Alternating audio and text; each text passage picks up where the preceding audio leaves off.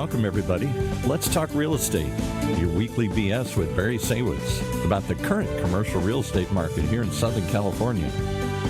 As we take a no BS look at both sides of the issues driving this market today to find the best solutions going forward. With our man in the middle, it's Barry Saywitz. Hey, Barry. Hey, good morning, Paul, and good morning to all of our viewers and our listeners out there. It's Tuesday. We're back here again. We're talking real estate. I am Barry Saywitz, president of the Saywitz Company and managing partner of Saywitz Properties. And if it's one thing I've learned in my 30-plus years of doing this, it's to try and surround yourself with good people, get informed, make good decisions, and we're going to try and do that again today, and we'll try and enlighten you, and if we can't do that, we'll try and make something up that'll make you laugh, at least at the end of the day. Before we get going, though, I do want to do a shout-out for everybody since it is Thanksgiving week. Happy Thanksgiving to everybody out there. Thanks for tuning in again, and enjoy your time with your family, and be thankful for the things that you do have. And with all of that said, I want to welcome our guest, Bob Olson from Olson Development, principal, founder, real estate developer extraordinaire. Thanks for coming on the show. Thank you, Barry. Thank you for the invitation. Yeah, so we had you back. We had you here a couple of years ago. It's been a little while. And when you were here the last time, we were talking about an exciting project that you have that was just getting off the ground and was in the early stages of trying to get approvals from the various different agencies and entities. And you fast forward here today, you've made some real good progress. And so I figured we'd have you come back on and talk about where that stands, because it really is such an exciting project. It's the Dana Point Harbor redevelopment project that you're involved with. I guess give us a little bit of the background and who the different players are with that project, and then I want to get some updates from you on where things are at. So great. Yeah, fantastic. Love talking about Dana Point Harbor. Very exciting project for South County. Back in 2018, 3 partners took over the harbor. That was our company, Olson Development, Burnham Ward, retail developers based out of Newport Beach, experts in their field, and then Bellingham Marine, Bellingham Financial, who Joe Uberoth is behind that and in charge of all the marina side development. So we have been in the entitlement process over the last 6 years. The retail and the harbor was all approved about 3 years ago. You'll see now that there's a new parking structure in place. We are about ready to start the retail side. The hotels were approved finally in June. We were 6 years in the Coastal Commission. Wow. You would think it would be an easy one to get done, given what we're doing, 2 hotels. And what's crazy is 6 might seem the fast track compared to some other projects that I've heard about. Lido House took us about a year to get through Coastal, so we felt like this was a lot. But there was a lot to it. They wanted to see affordable lodging, so one of the hotels is a considered affordable lodging. We're turning, I don't want to say lemons, but an affordable hotel into kind of a hip and cool hotel with a small rooftop bar on it, sitting on the waterfront. The Dana House is a 130-room, think Lido House hotel. Right. On the waterfront with a rooftop restaurant and bar. So it really is opposite ends of the spectrum. You've got this affordable, more boutique-ish kind of hotel, and then you've got this very high-end hotel. So you got both options if you want to shell out or not. Yes. And then I'm guessing the retail component of it will be all across the board as well. A variety of restaurants at the end of the day, retail shopping, touristy stuff. It is about 130,000 square feet, all built out.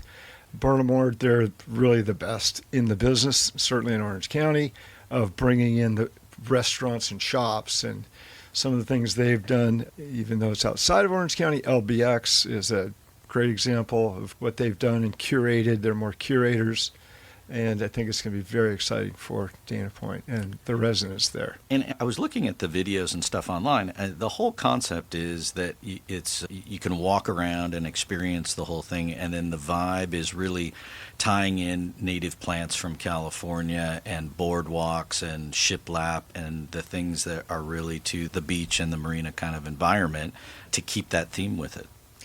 So if you see the images, what's going to be there versus what's there today. Yeah.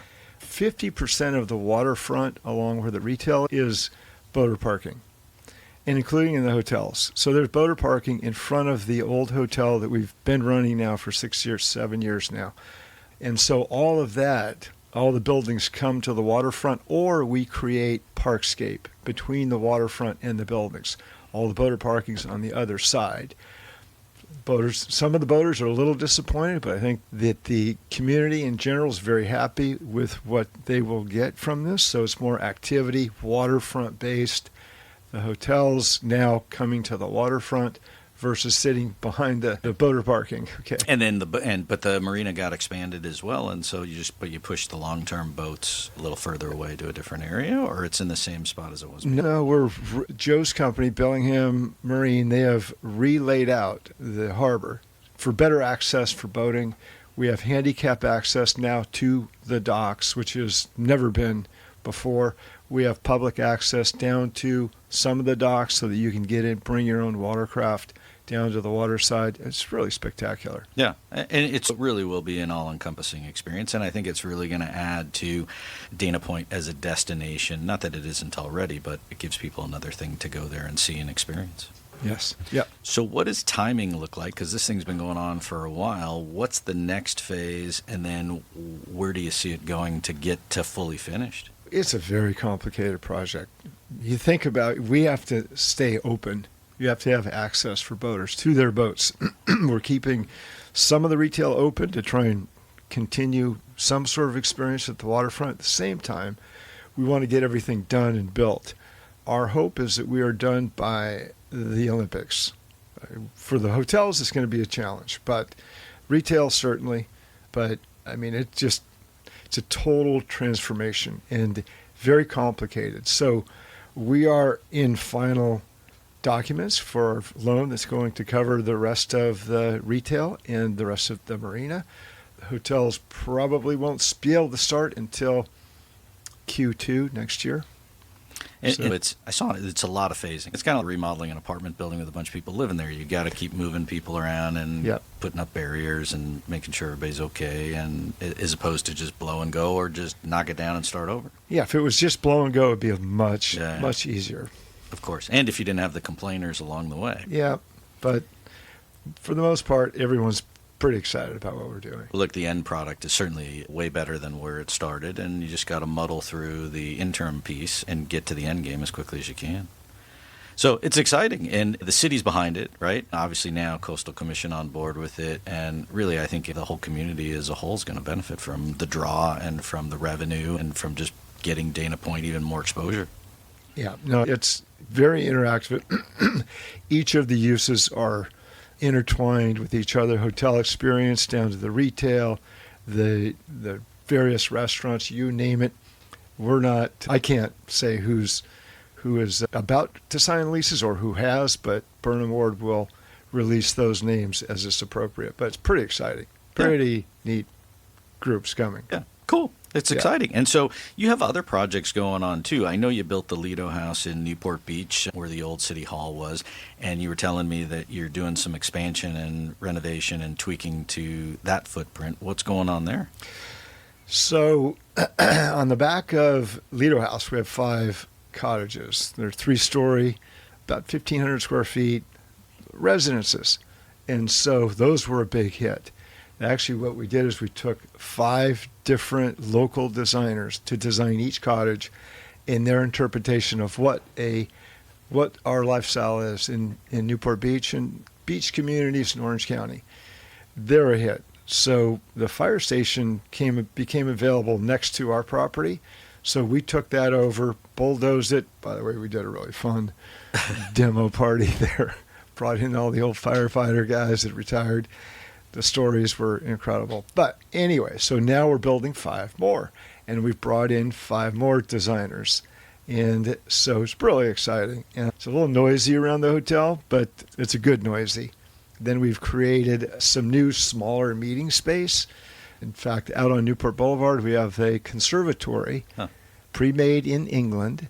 It's inspired by my home that I built on Balboa Island. And Lido House was inspired by my home. They're total Nantucket design. And so the conservatory is really a part of that. 750 square feet with a fireplace inside. You got to go see it. We're going to do a Christmas mart with Santa Claus on December 21st, 22nd, and 23rd. All right. free giveaways. Yep.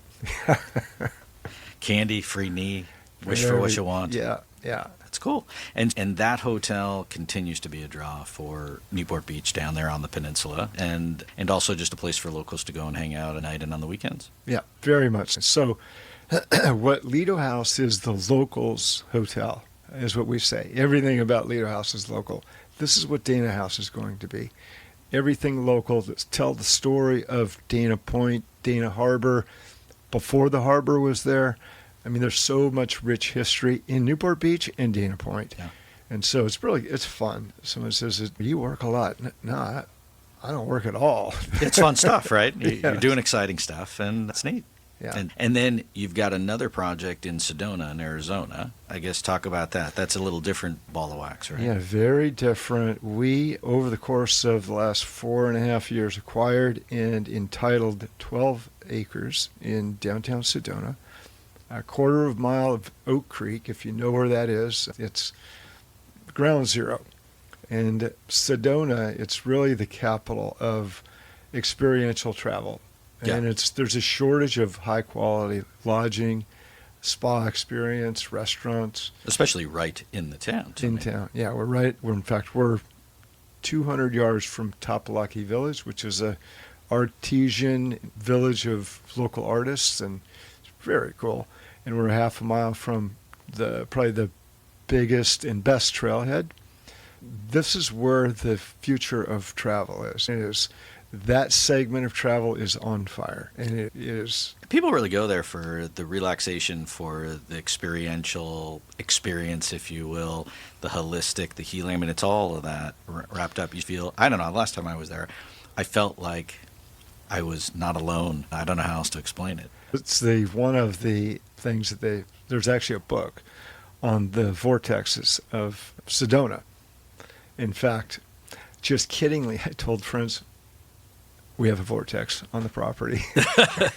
How do you know? I moved it over there. Just kidding. But it is very spiritual there. Yeah. You go there, some of the hikes, and it's just absolutely amazing. It's world renowned for what it has to offer for travelers. And where are you at in the stages of development on that project? We are out just getting ready to go to our lending community for loans, and we'll probably pick a lender by year end or first few weeks of January. Hopefully get started Q1.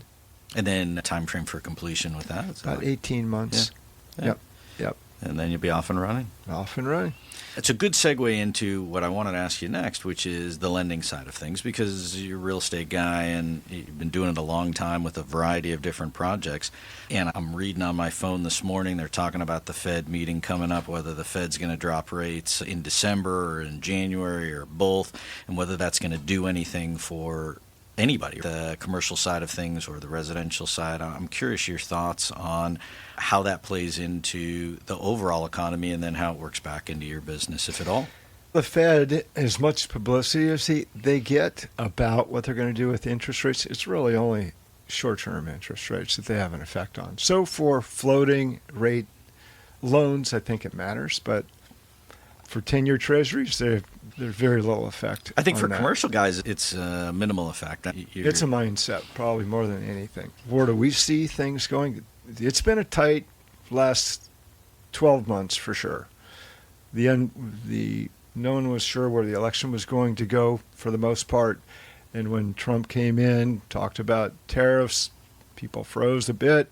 That's been easing up. I think we're going to see lenders, and what we're hearing from the lending community is that it's going to open up for construction loans. Construction for hotels is probably the hardest to get done. We've refied 2 or 3 hotels in the last 12 months, no problem.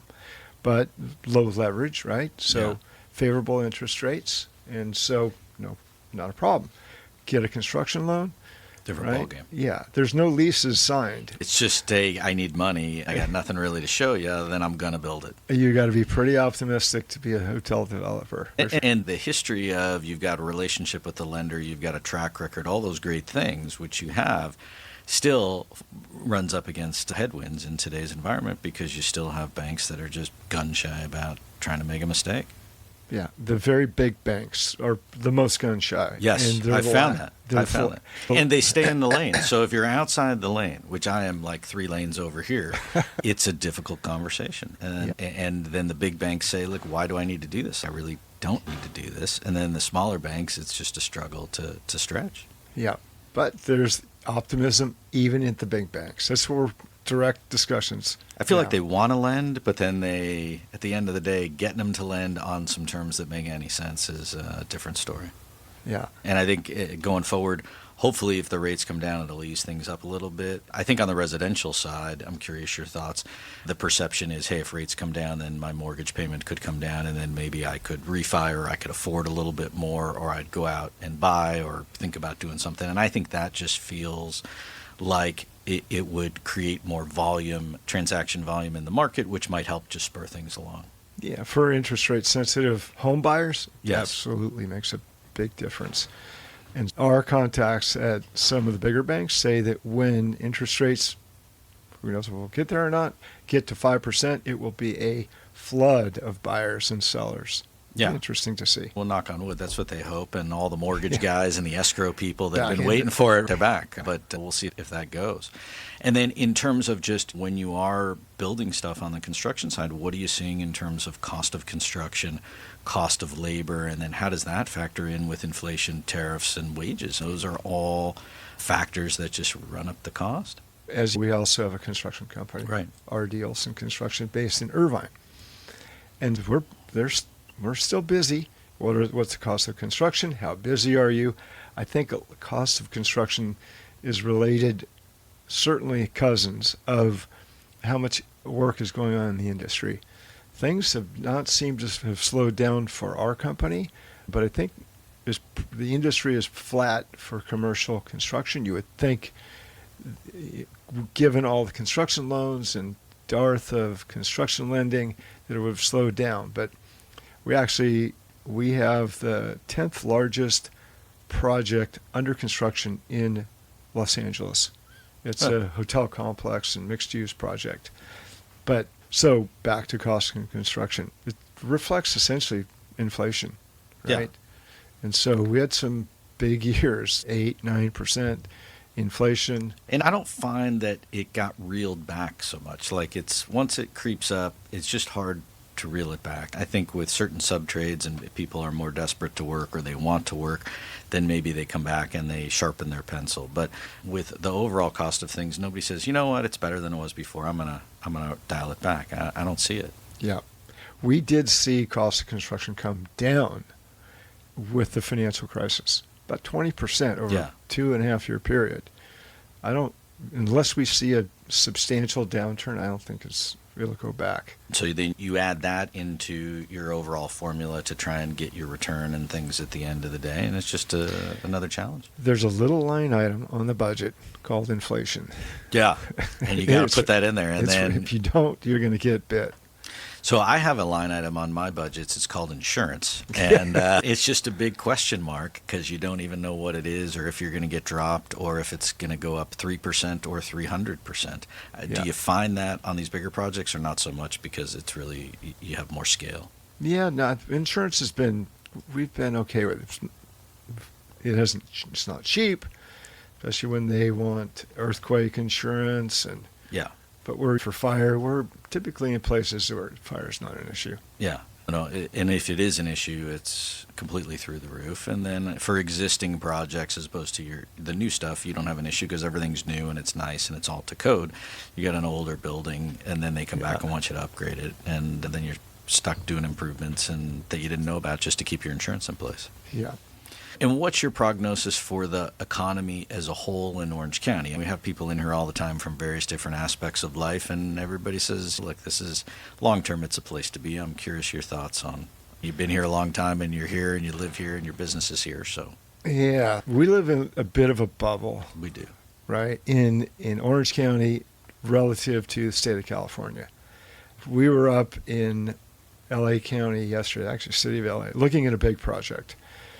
And when I look around, it's a bit frightening.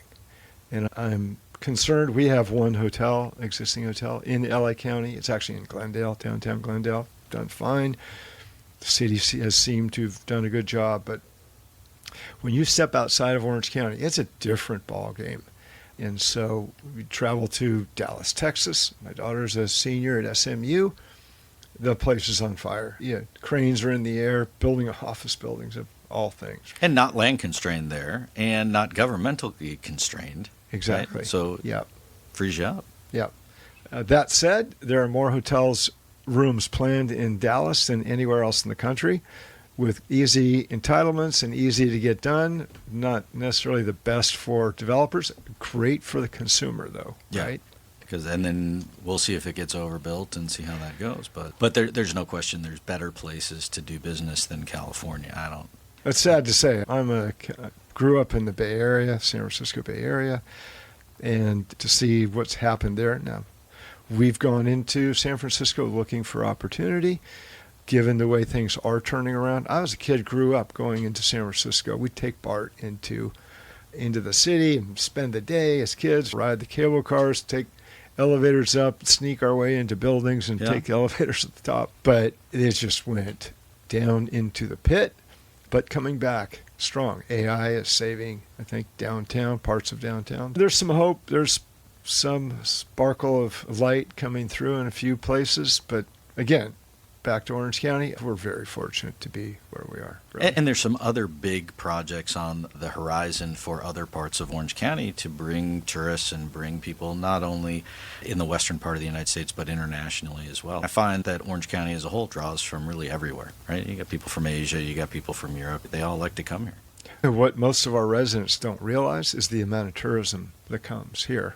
And we're in the lodging, we're in the hospitality space, and we see it.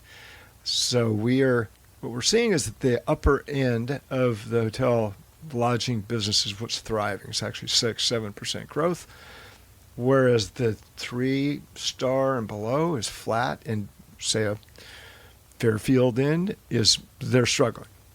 But the Lido Houses of the world and above doing very well.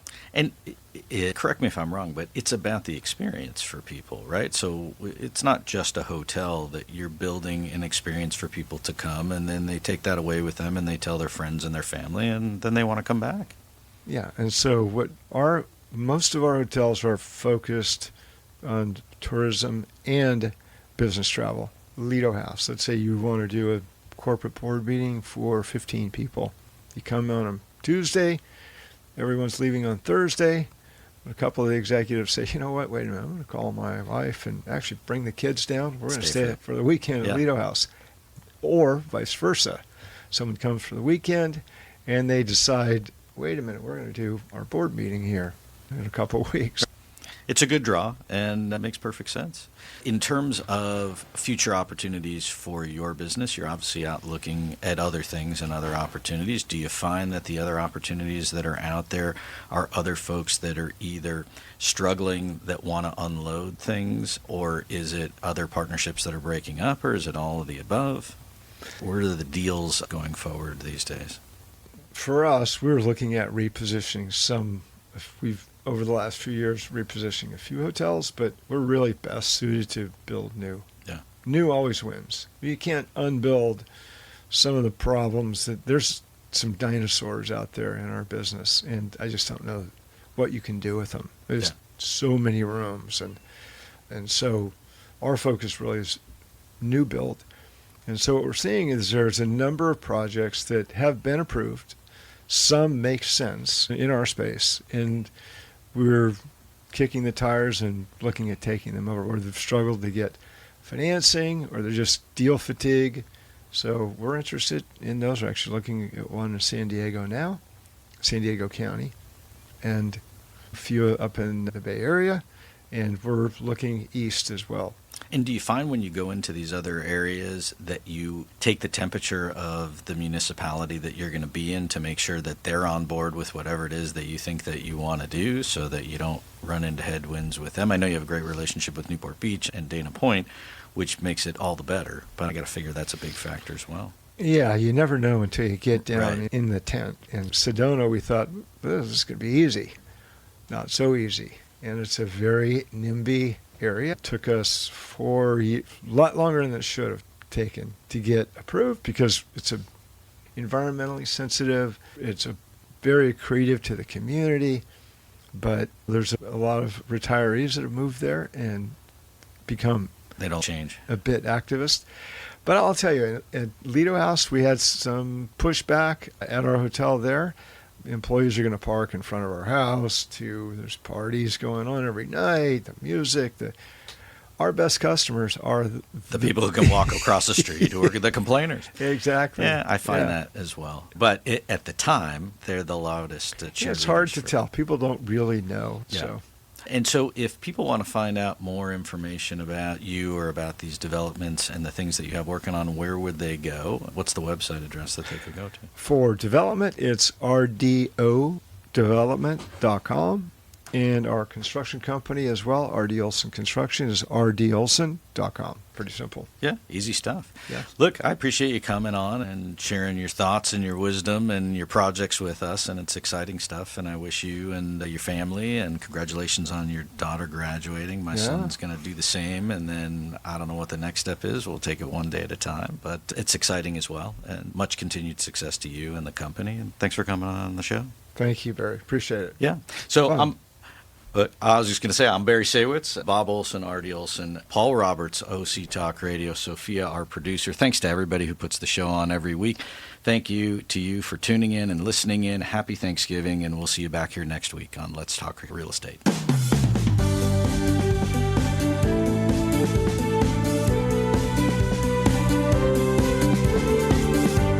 There you have it. You've been listening to Let's Talk Real Estate, your weekly BS with Barry Saywitz about the current state of the real commercial real estate market right here in Southern California.